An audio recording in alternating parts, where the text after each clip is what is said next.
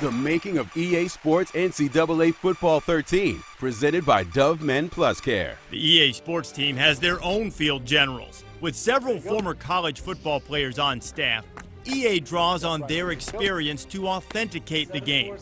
Former University of Florida quarterback Larry Rehart is using his expertise to develop a new passing system. And action. Okay. I was fortunate enough to be a member of the Florida Gators 1996 National Championship team. I learned a lot from Coach Spurrier.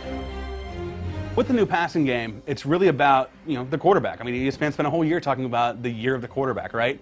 So with that, it comes in a lot of different ways of how that passing game unfolds. We want to give the user the ability to throw different types of passes. Like boom, like that. That's all it is.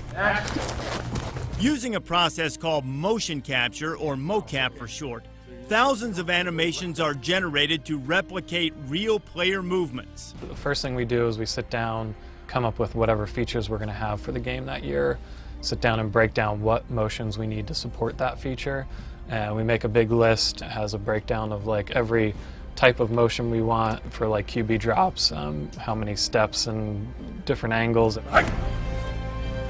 You hear announcers talk about throwing receivers open. Same mechanic we've had in the past, but we kind of revamped it. So now you can throw to open areas of the field. You can throw a receiver open. If you can see a little, soft spot in the zone, and you know exactly where you want to throw the ball, maybe break off his route a little bit to go to the soft spot in the zone where there's nobody at that you saw. Another big change is with the pass trajectories.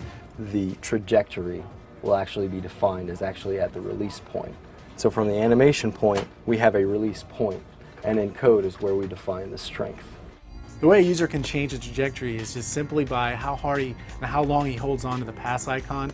So if you tap it, it's going to be a lob. So now it's just a nice little drop shot like that, so you can catch it in stride and get upfield. If you hold it all the way through his animation, it'll be a bullet pass. Nope.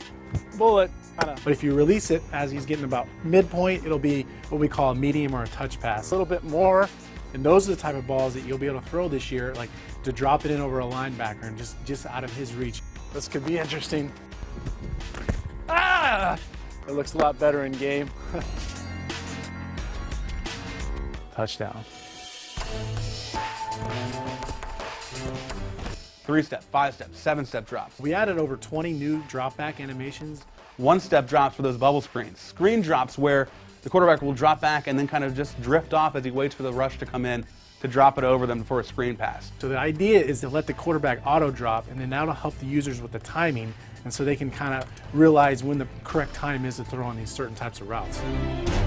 It's all those level of details that, we as former college football players, we see that level of detail, and that's what we want to deliver to our game players. So it'd be awesome if we had a field, EA execs, to be able to go out and throw at. Yeah! Yeah!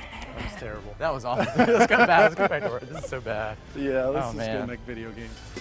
All that and more on the making of EA Sports NCAA Football 13, presented by Dove Men Plus Care.